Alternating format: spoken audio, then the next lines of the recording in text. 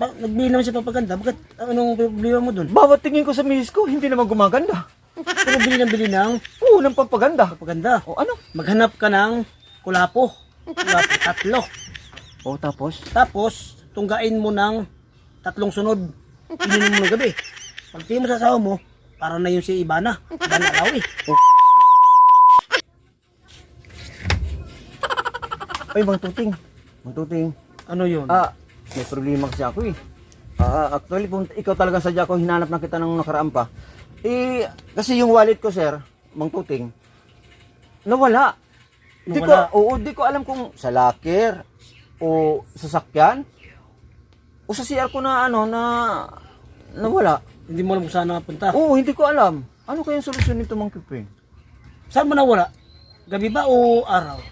Gabi. Gabi. Opo. Ito ang magandang solusyon dyan. Kung gabi, ay huwag mong hanapin sa gabi. Sa araw mo siya hanapin para mahanap mo siya kagad. Oh, sa araw mo siya hanapin. Ganun ba? Hindi mo siya Sige, gagawin ko. Oo, gagawin. At saka mayroon pa akong problema. Itong misis ko kasi, halos mauubos na yung ipon namin eh. Kasi panay bili ng mga paganda. Kasi uso yun ngayon sa online. Oo, 3 buwan na siyang, mauubos na yung ipon namin, pero bakit naman, nagbili naman siya papaganda? Bakit? Anong problema mo dun? bawat tingin ko sa misis ko, hindi naman gumaganda.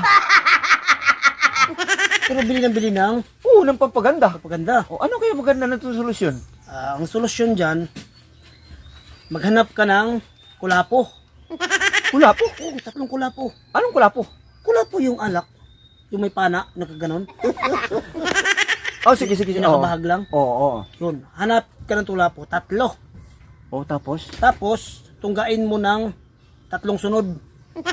Akong tutuga. Hindi yun pwede yung asawa mo. Hindi totoo yan. Ikaw yun. Sino gumagamit ng pampaganda eh? Kahit na. Kasi ang ano nito, hindi pa rin siya gumaganda sa paningin mo. Sige. Tapos? Tunggain mo yun, 3 sunod yun. Yung 3 bote. 3 buti. Tapos? Tapos biglain mo ng tingin ng ganon. Pag tingin mo nun, gaganda na asawa mo. Talaga? Oo! Saan kaya ako makakita ng makakabili ng kulapo na yan? Sa tindahan. Ay, order ko na lang Lazada, Pwede. Kulapo, sige, kulapo. Pero, sa isang kondisyon, Ano yun? yun ay meron yung expiration. Expiration? Oo. Kailangan na naman, uminom ka na naman sa sunod na araw nun. Kasi may expired yun eh. Ganun ba? Di ba? Ininom mo ng gabi. Pag tingin mo sa asawa mo, para na yun si Ibana Lawi. Kinabukasan nun, mawawala ang bisa nun. Yung gagawin mo, iinom ka na naman ng kulapo. Order na naman ako ulit? Order ka naman ulit. Baka maubos na naman ang ano ko dyan. Mas mahal yung yung kulapo, tag-30 lang yun.